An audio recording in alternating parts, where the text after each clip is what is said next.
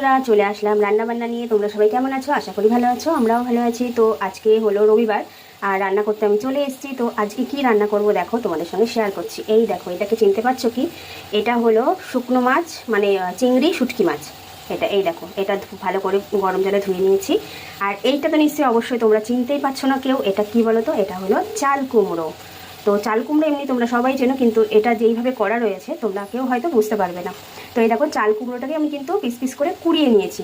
এটা কুড়িয়ে নিয়েছি একদম একদম মিহি করে কুড়িয়ে নিয়েছি। এই দেখো, এবার এইটা দিয়ে করব এই যে শুটকি মাছ, মানে চিংড়ি শুটকি করব। তো চলো ফটাফট রান্নাটা বসাই, তারপর তোমাদেরকে দেখাচ্ছি। চিংড়ি মাছ ভাজাটা দেখো বসিয়ে দিয়েছি। আর দেখে মনে হচ্ছে না একদম টাটকা চিংড়ি? দেখো, কিন্তু কেউ বলবেই না এটা হলো শুটকি চিংড়ি মাছ। তো এটা একটু লাল লাল করে ভেজে নেবো। ওই তেলের মধ্যে দেখো আমি দিয়ে দিচ্ছি পেঁয়াজ ফোড়ন, আর পেঁয়াজ অবশ্যই দিতে হবে। তো পেঁয়াজ আর লঙ্কাটা আমি দিয়ে দিলাম।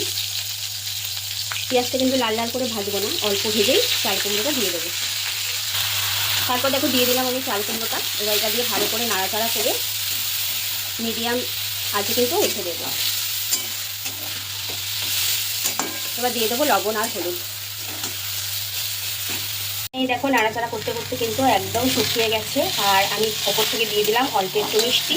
এরপর কিন্তু আমি এই যে ভাজা চিংড়ি মাছগুলো দিয়ে দেবো, শুটকি চিংড়িগুলো দিয়ে এবার ভালো করে মিশিয়ে নাড়াচাড়া করে আমি নামিয়ে দেবো।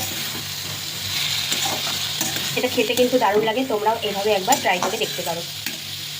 এই দেখো, রেডি হয়ে গেছে আমার চাল কুমড়ো ঘন্ট, শুটকি মাছ দিয়ে, শুটকি চিংড়ি মাছ দিয়ে চাল কুমড়ো ঘন্ট।